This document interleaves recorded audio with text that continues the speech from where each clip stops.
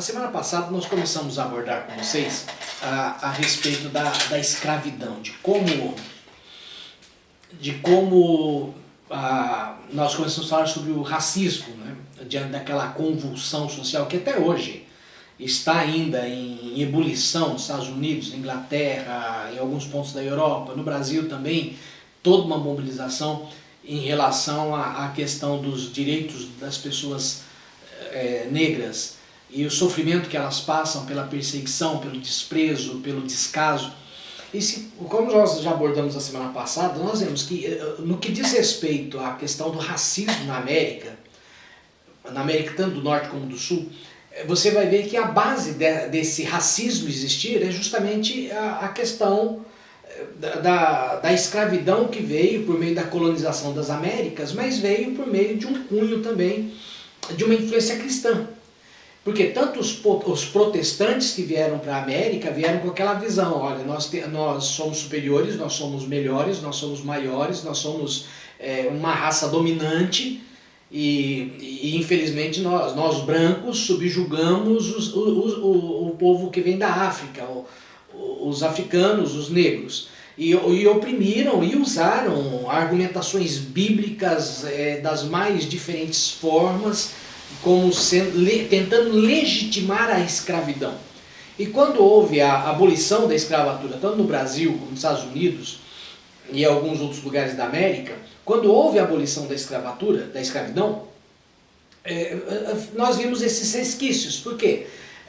Eles foram feitos livres, sim, os escravos foram feitos livres, mas isso não mudou a sua condição social, porque eles continuaram vivendo na miséria, continuaram vivendo no ostracismo e tiveram que, às duras penas, com muito sacrifício, com muita dor, tentar reconquistar o seu espaço na sociedade.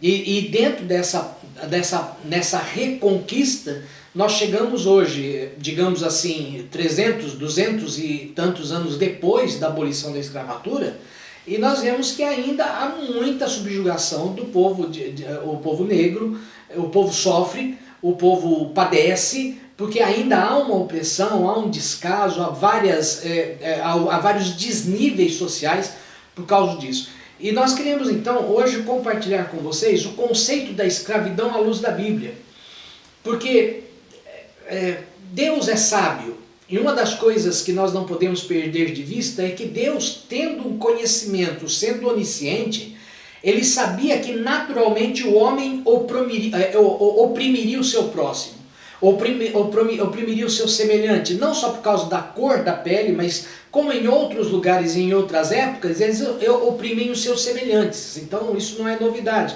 Então Deus, é interessante, no Velho Testamento, ele normatiza como o homem deveria exercer a escravidão, como o homem deveria introduzir a escravidão na sua sociedade. E é algo fantástico, porque a forma como Deus trabalha isso, ele trabalha de uma forma totalmente diferente daquilo que nós vemos na prática desses cristãos que vieram para a América e subjugaram raças, destruíram, causaram genocídios das raças indígenas e causaram essa vergonha que foi chamada de escravidão, e não só do povo de cor negra, né, por causa da cor da pele, mas como também nós vemos a Inglaterra, quando se tornou colonizadora ou detentora fazendo da Índia uma parte da colônia britânica, do Império Britânico, eles subjugaram os indianos de forma brutal, de forma violenta, e o povo só conseguiu se libertar disso por meio de toda a influência de Mahatma Gandhi, que acabou trazendo aquela filosofia da não violência, da resistência pacífica, e a Inglaterra se dobrou e acabou dando a liberdade para a Índia. E me lembro de um dos episódios em que este povo, para vocês terem uma ideia da crueldade, que são os britânicos, o suprassumo da humanidade, digamos assim, né, segundo os olhos deles, eles chegam num pavilhão onde mais de 1.200 famílias estavam presentes, num manifesto de resistência pacífica, sem armas, sem violência, simplesmente sentados quietos com suas famílias, e eles chegam ali armados e metralham a todos, e naquele dia mais de 1.200 pessoas foram assassinadas, sem fazerem nada, a não serem estarem quietos por não se submeterem ao governo britânico. Então a opressão do semelhante sempre existiu. Ou seja por causa de uma etnia, ou seja por causa da cor da pele, ou seja por causa de uma classe social, a escravidão, o subjugar do semelhante sempre existiu, porque nós não podemos esquecer que naturalmente o homem é maligno. O homem não é bom, a sociedade diz que o homem é bom, não, a Bíblia diz que o homem é mau, ele é maligno. E dentro disso, Deus, ele sabendo dessa malignidade inerente do homem e da subjugação, ele cria um parâmetro legal de como normatizar a escravidão. E é interessante que, para ver isso, nós temos que, vamos lá em Deuteronômio, são dois textos, um está em Êxodo capítulo 21, outro está em Deuteronômio capítulo 15. E eu quero que você tenha uma noção, porque às vezes as pessoas olham o Velho Testamento e falam, poxa, Deus é cruel, Deus é severo, Deus é malvado. Deus é malvado, mas você vai perceber que Deus, ele pensa nesse bem-estar do homem, ele pensa nesse bem-estar social, ele pensa até como normatizar a forma como eu posso tratar o meu semelhante, até no caso da escravidão. E veja como é bem diferente a forma como o homem trata. O homem tira, o homem subjuga, o homem estupra, o homem tortura, o homem mata, o homem se sente no direito de matar porque não passa de um animal, o escravo não passa de um animal, não passa de uma propriedade sem valor, e ele pode fazer o que quiser com ela. Quando você chega no capítulo 15 de Deuteronômio, você encontra o seguinte, verso número 1. Ao fim de cada 7 anos fará remissão. Remissão era o que? Era o perdão, o resgate. Este, pois, é o modo de remissão. Todo credor que emprestou ao seu próximo alguma coisa, remitirá ao que havia emprestado. Remitirá o que havia emprestado. Não exigirá do seu próximo ou do seu irmão, pois a remissão do Senhor é proclamada. É interessante que no calendário judaico, a cada 7 anos, não era 7 anos estabelecido assim, aqui ele está falando sobre empréstimo, eu empresto para você e dentro de 7 anos, se você não pagar, eu te perdoo a dívida. Não, ele está falando assim, a cada 7 anos do calendário. Então, por exemplo, hoje é ano 2020, então no ano 2007 seria a remissão. Depois 2027 seria a remissão, depois 2034 seria a remissão. Ou seja, dentro de um calendário fixo na cultura de Israel, haveria um ano em que haveria o perdão de todas as dívidas. Então, se eu emprestei dinheiro para você hoje, e a remissão seria em 2027, você teria 7 anos para pagar. Depois de 7 anos você ficaria livre da dívida. Se eu te emprestasse dinheiro no ano 2030, você teria 4 anos para pagar. Se eu não conseguisse, ou se eu não estabelecesse, você não tivesse como pagar, a dívida seria perdoada com 4 anos. Se eu estabelecesse, então, emprestar dinheiro para você no ano de 2033, digamos assim, 2006, seria 7 anos, né? 2026, você teria 1 ano para pagar. Se eu não pagasse a dívida, seria perdoado. Como que Deus dizendo, eu sou aquele que na minha natureza, tenho por natureza o perdoar a dívida, o estabelecer o cuidado, a preocupação que a pessoa pague, a preocupação que o justo seja estabelecido, a preocupação de que o que se deve seja restituído.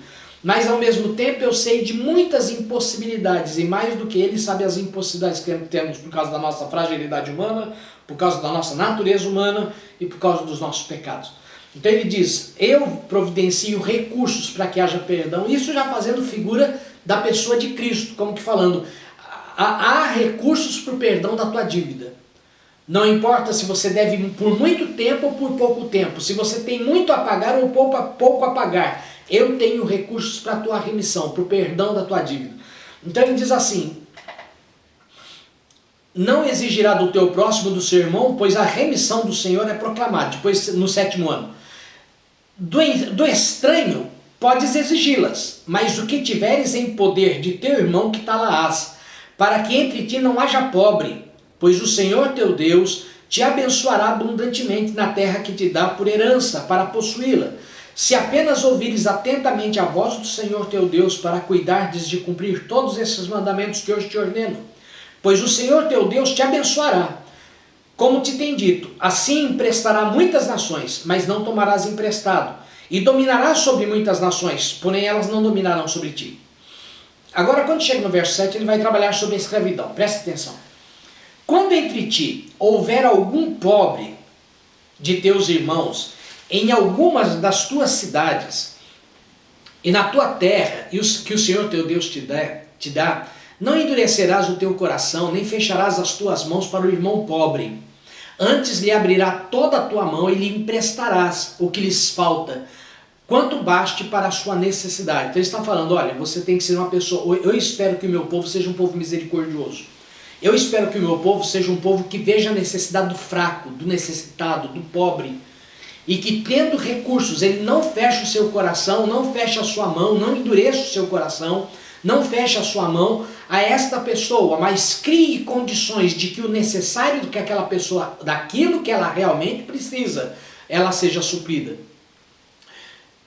E olha que interessante que diz o verso 9: guarda-te de que não haja pensamento vil no teu coração, e nem digas, está próximo o 7º ano, o ano da remissão, de sorte que os teus olhos sejam malignos para com o teu irmão, que é pobre, e não lhes dê nada, e ele clame contra ti ao Senhor e haja em ti pecado.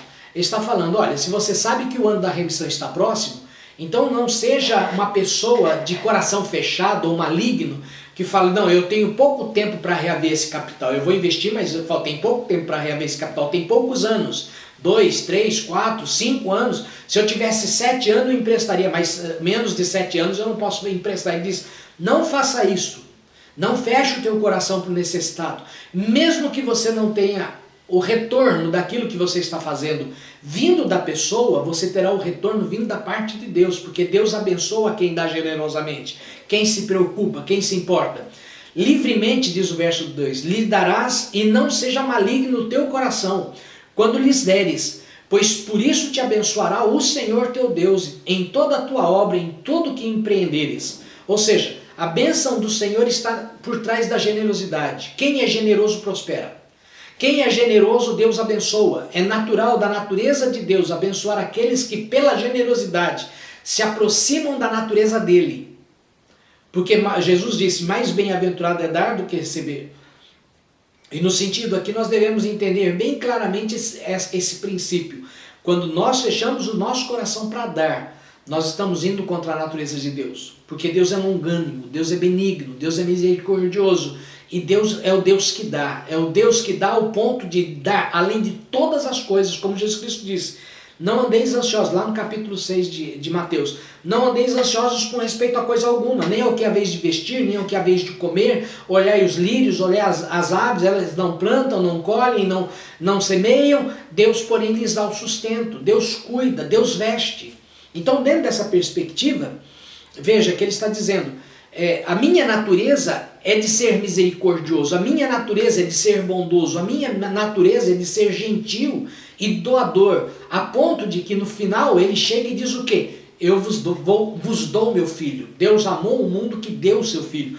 Então ele está dizendo, o que eu procuro encontrar no homem é que o homem tenha em relação ao seu semelhante a minha natureza, a natureza de dar, de se importar, dar do tempo, dar da atenção, dar da paciência, dar da misericórdia, dar recursos materiais enquanto estiver nas suas posses. Ah, pastor, mas eu tenho que dar, e se eu não tiver condições? Deixa aberto aqui, vai em 2 Coríntios, capítulo 8. 2 Coríntios capítulo 8, Paulo volta a abordar a questão da ajuda ao necessitado. 2 Coríntios capítulo 8 é um capítulo que fala, tanto o 8 como o 9, ele vai falar sobre oferta, sobre a questão do ofertar. E ele chega aqui no capítulo número 8, ele fala o seguinte, olha só. Ele vai falando sobre a oferta que foi levantada das igrejas da Ásia para as igrejas da Macedônia para as igrejas da Judéia. Olha o que ele diz no verso 8. Não vos falo na forma de mandamento, mas para provar pela diligência do outro a sinceridade do vosso amor. Pois conheceis a graça do nosso Senhor Jesus Cristo, que sendo rico se fez pobre, se doou, se deu, por amor de vós, para que pela sua pobreza vos tornassem ricos. E nisto dou minha opinião, não é mandamento, é uma orientação, é uma ponderação que Paulo está falando.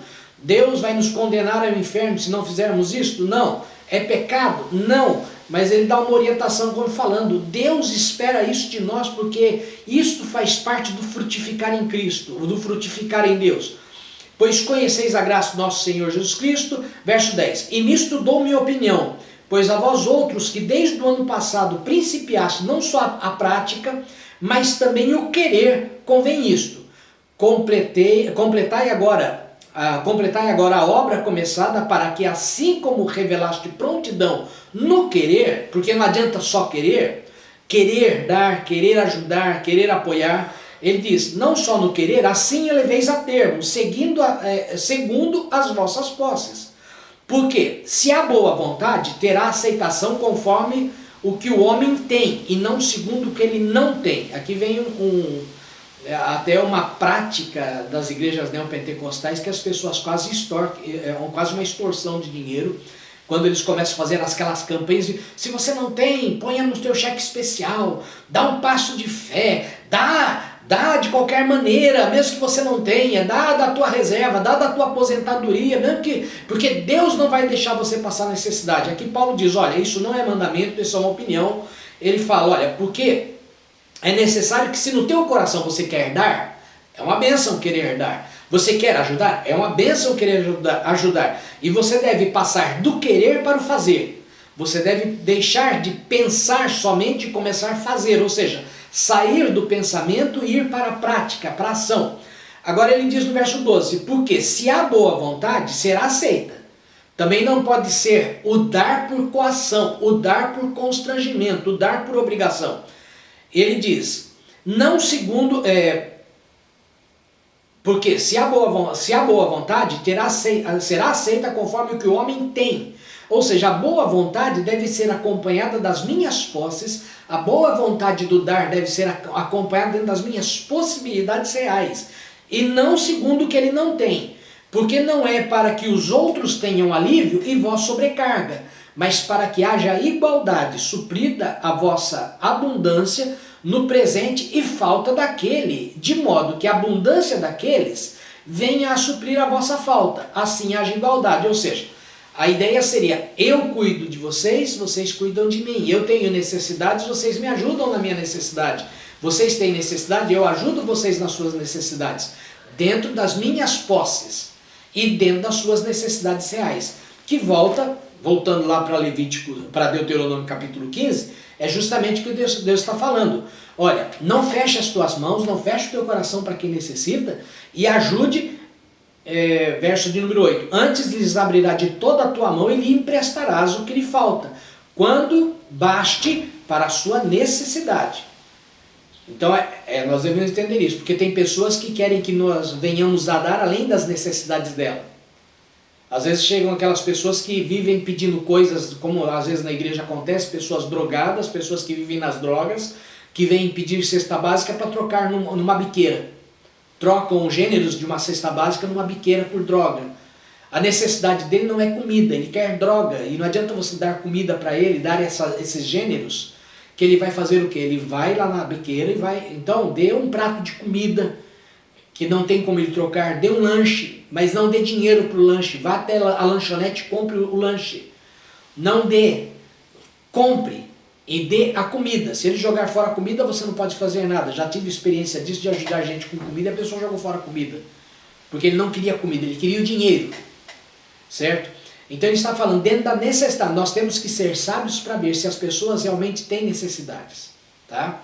Então ele vai falando aqui, não seja, verso 9, guarda-te que haja pensamento vil no teu coração, nem digas, está próximo o 7º ano, ano da remissão, de sorte que os teus olhos sejam malignos para com teu irmão pobre, e não lhe dê nada. Ele chame contra ti, ele clame contra ti ao Senhor e haja em ti pecado. Ou seja, se você não dar não é pecado, mas você não dar por ter uma intenção maligna, dizendo eu não vou dar porque eu não vou ter troca. Eu não vou dar porque eu não vou ter retribuição. Eu não vou dar porque eu não vou ter restituição. Então ele está dizendo que esta pessoa que precisou, ela pode clamar a Deus, e Deus vai ver o clamor, não necessariamente o clamor dela será contra ti, mas será o clamor dela por uma necessidade que você poderia ter suprido, e Deus vai ver isso, e vai trazer sobre ti o quê? Pecado. Livremente lhes darás, e não seja maligno no teu coração quando lhe deres, pois por isso te abençoará o Senhor teu Deus em toda a tua obra, em tudo que empreenderes. Pois nunca, preste atenção nisso, nunca deixará de haver pobre na terra. A pobreza nunca deixará de existir, porque há pessoas que escolhem ser pobres. Entenda, há pessoas, conheço famílias que vivem numa situação de limite financeiro, mas vivem com dignidade dentro dos seus limites. E aqueles que vivem na pobreza, o que vive na pobreza é aquela pessoa que vive na dependência dos outros. Vive esperando no socorro dos outros, vive esperando alternativas que os outros venham dar para ela, vivem esperando que alguém venha suprir as suas necessidades, como lá em Provérbios diz, vai ter com a formiga o vagabundo, o preguiçoso, né? Ou podemos colocar o vagabundo, vai ter com a formiga. Ou seja, veja como elas trabalham, vai trabalhar. Paulo chega num ponto que ele diz assim, aquele que não trabalha não coma. Então nós devemos entender que há pobres que são trabalhadores, que são dignos, que não conquistam grandes fortunas, mas vivem com dignidade mesmo em meio às limitações financeiras. Mas há aqueles que, além de ser pobres, não têm dignidade, porque a sua dignidade eles vendem. Não porque são, não estou falando de orgulho, de arrogância, mas estou falando de pessoas que se acomodam de tal maneira que esperam uma ajuda do governo, esperam soluções de outros, esperam solução da comunidade, esperam soluções e recursos da família e se colocam na posição de coitadinhos, coitadinho de mim, eu preciso, me ajudem, me salvem, me socorram, porque vocês são cristãos, vocês são parentes, vocês são amigos, vocês são governo, vocês têm que sustentar a minha vida. Não é isso que o texto está dizendo. O texto está dizendo o seguinte, que haverá pobres, mas haverá aqueles, veja o que diz, pois nunca deixará de haver pobres na terra. Por isso eu te ordeno, livremente abrirás a tua mão para o teu irmão, para o necessitado e para o pobre da terra, para esse que tem uma necessidade, dentro dessa perspectiva. Eu sou pobre, mas eu não sou vagabundo. Eu sou pobre, mas eu não vendi minha honra. Eu sou pobre, mas eu tenho a minha dignidade. Certo? Então, e quando chega no verso 12, veja que como Deus vai então intermediar a questão da escravidão. Por quê? Porque a escravidão que Deus apresenta aqui, ela apresenta como sendo uma troca, uma forma de recuperação financeira. Seria como se fosse uma situação, a pessoa está numa situação de pobreza, de falência, de total esgotamento de recursos, então Deus cria um dispositivo pelo qual a pessoa vai poder se recuperar financeiramente para poder retomar a sua vida. Veja o que ele diz. Quando um de teus irmãos, hebreu ou hebreia, te for vendido, 6 anos servir-te-á, mas no 7º o despedirá forro. Ou seja, criou-se a seguinte perspectiva. Eu estou criando um dispositivo, que seria o quê? O serviço compulsório. O serviço que é chamado aqui, poderia ser chamado de escravidão, um sistema de escravidão.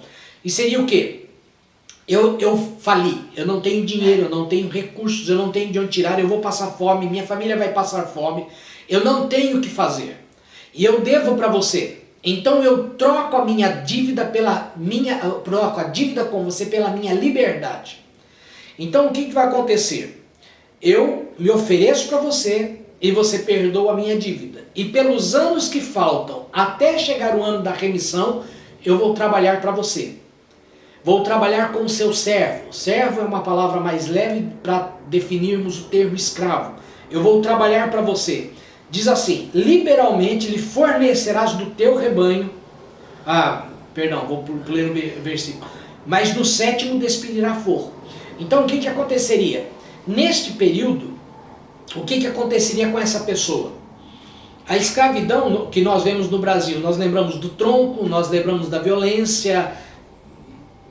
Quando você estuda a história da escravidão no Brasil, você vê as as barbáries que foram cometidos com os escravos, os instrumentos de tortura, os caçadores de escravos, os feitores das senzalas, a violência era muito grande, a crueldade era muito, a malignidade, é como se imperasse a malignidade humana, como se o pior do ser humano se manifestasse na vida daqueles que tinham o domínio sobre o escravo, oprimindo, destruindo, dilacerando, dilacerando emocionalmente, dilacerando fisicamente, não só no sentido de dano físico, mas na questão de estupros, de abuso sexual e por aí vai.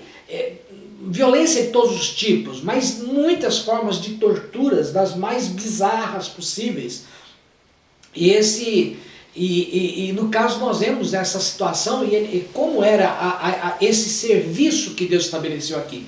Esse serviço era da seguinte maneira: eu me tornei teu escravo. A partir do momento que eu me tornei teu escravo, a minha subsistência se torna obrigação tua.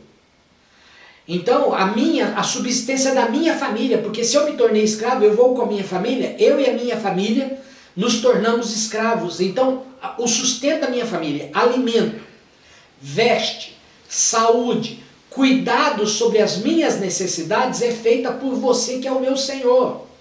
Porque você tem que cuidar bem de mim, não é porque eu sou teu escravo, nem sua propriedade, mas porque eu sou teu irmão que por causa da necessidade que surgiu na minha vida, eu me tornei dependente de você.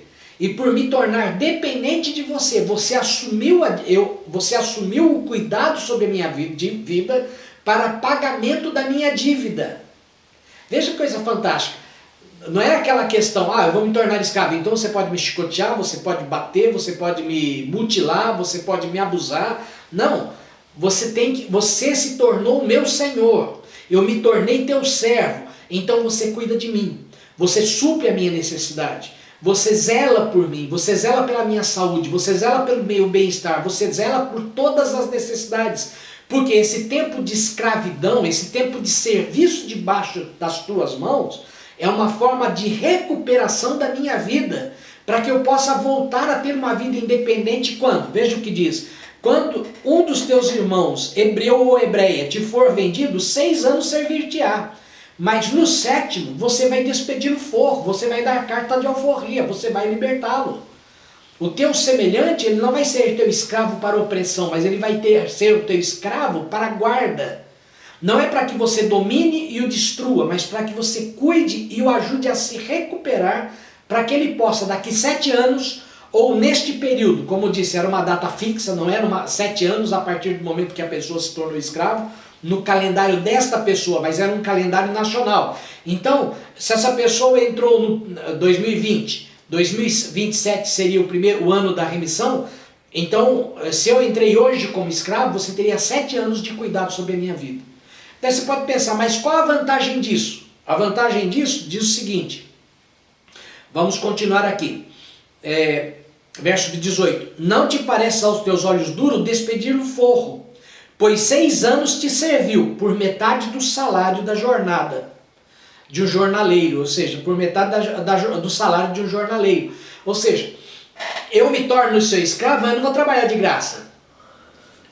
Eu vou trabalhar por metade do salário, ou seja, você pagar pelo meu alimento, pela minha veste, pela minha subsistência, é metade do que você pagaria se eu fosse um empregado.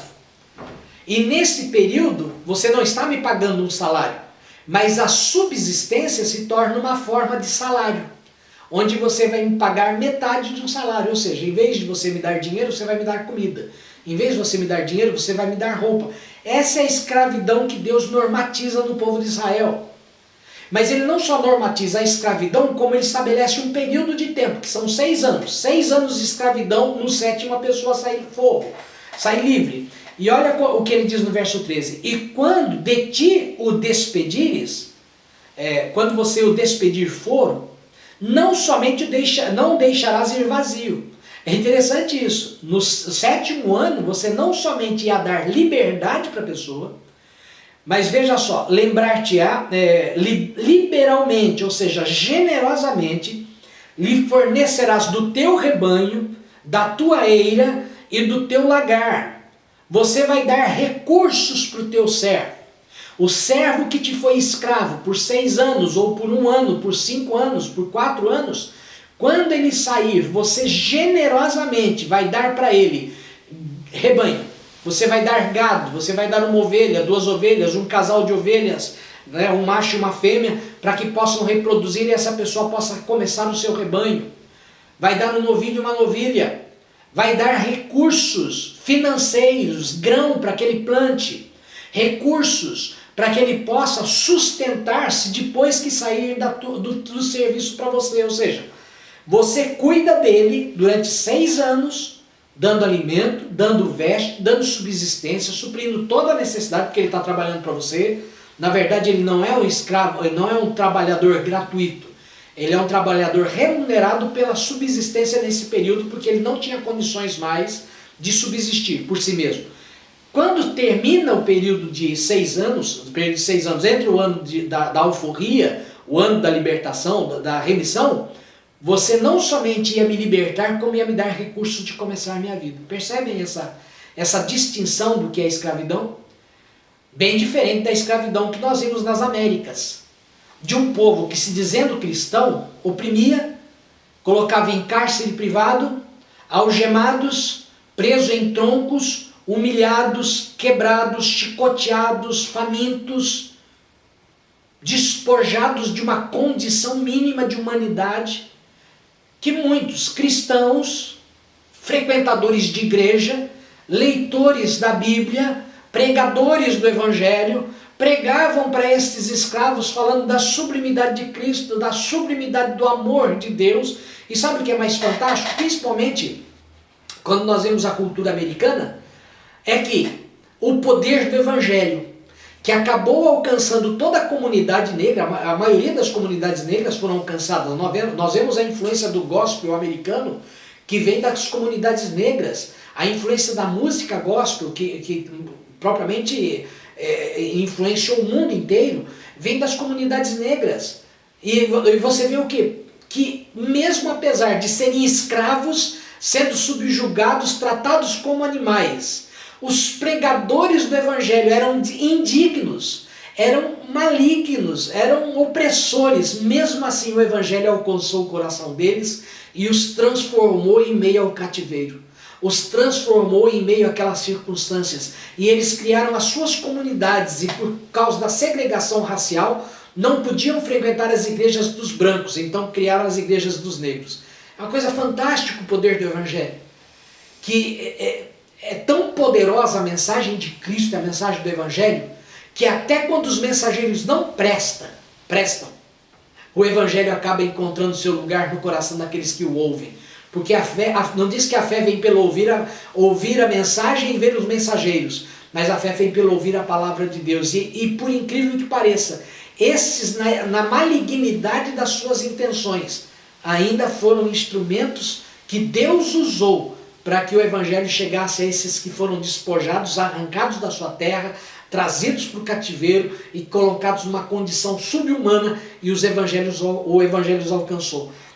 Da gente ver a incoerência disso, porque veja só, a incoerência de cristãos não só sustentarem, mas acharem como lícito o segregar, o oprimir, o destruir um outro semelhante por causa de uma diferença de cor de pele ou de qualquer outra diferença.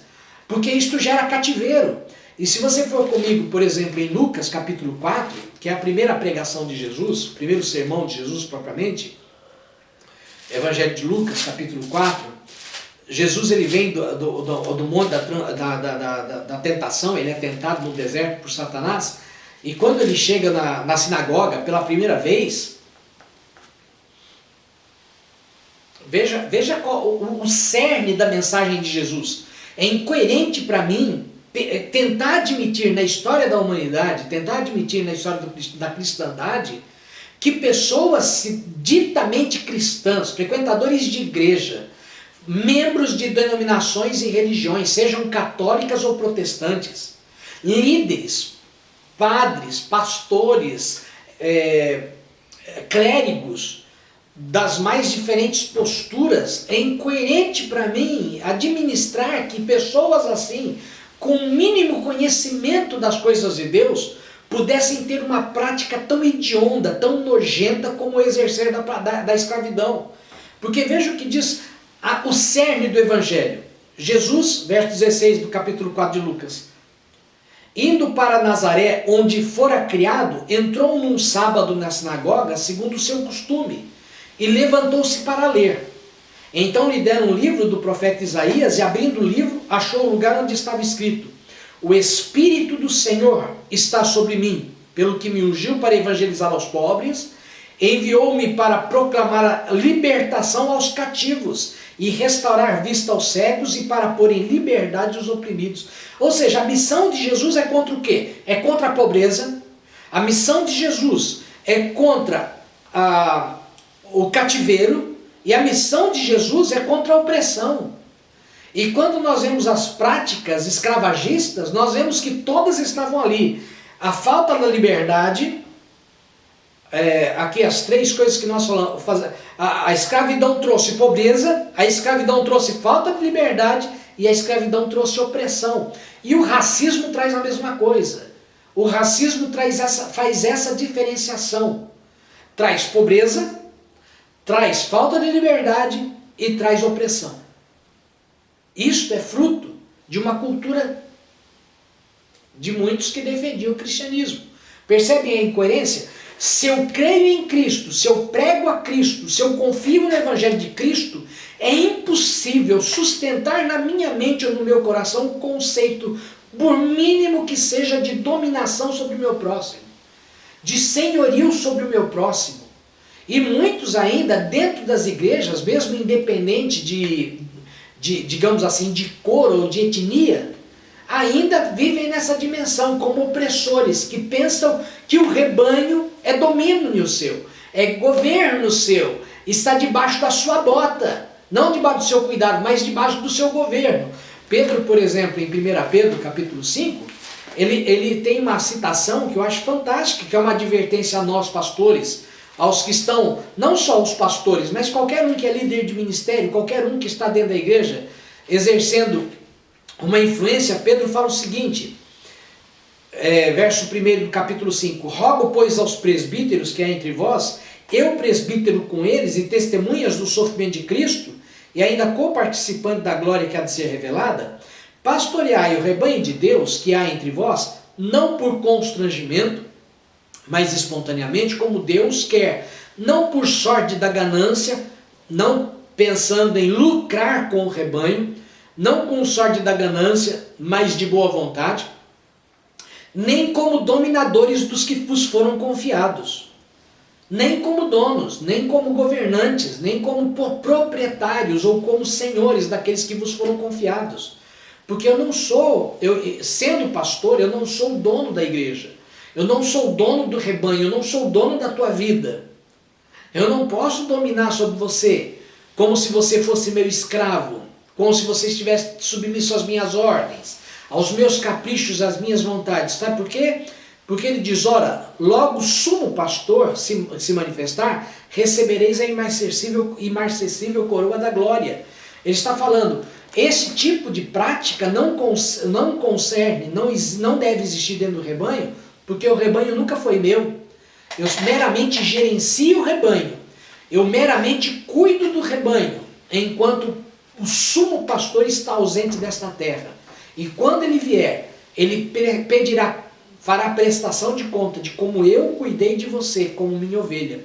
Porque embora eu seja pastor do rebanho, você, no final das contas, na essência de tudo, você é a ovelha do rebanho de Cristo. Não minha ovelha particular e possessão minha, mas propriedade de Cristo. Sabe por quê? Porque quem te comprou foi Jesus Cristo. Quem pagou o preço pela tua remissão foi Jesus Cristo. E aqui, voltando para essa dimensão, vamos voltando em Deuteronômio, nós vemos que havia uma outra alternativa para a escravidão. Porque aqui nós falamos da escravidão que estava para a libertação. Ou seja, depois de 6 anos de serviço, ao 7º, a pessoa seria forro. A pessoa sairia livre. Mas havia uma outra forma de servidão, que era legitimada por uma escolha pessoal. Como assim escolha pessoal? Sim, era possível dentro da normativa de Deus que uma pessoa escolhesse ser escravo pro resto da vida. Como? Sim, eu estou devendo para você, me entrego para você com a minha família, para que você cuide de mim. E eu vou trabalhar, só vou trabalhar. Eu não vou me preocupar com conta, não vou me preocupar com necessidades. Por quê? Porque você vai suprir a minha necessidade. Eu só vou viver cada dia debaixo das ordens suas. Faça isso, faça aquilo, vai colher, vai plantar, vai cuidar do rebanho, vai tirar leite, vai aplicar vacina, vai fazer... Cuide das necessidades minhas, que das tuas cuido eu. Tá? Cuide dos afazeres que são competência sua fazer debaixo de servidão para mim, e das tuas necessidades cuido eu. Olha o que diz aqui então, que isso daqui é justamente o que também vai ser repetido, digamos assim, é citado primeiramente em Êxodo capítulo 21, e depois é repetido aqui em Deuteronômio. E olha o que ele diz.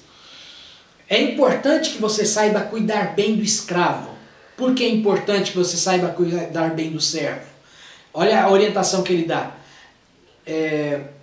Lembrar-te-ás, verso 15, lembrar-te-ás de que foste servo na terra do Egito, e de que o Senhor teu Deus te remiu, pelo que hoje te ordeno.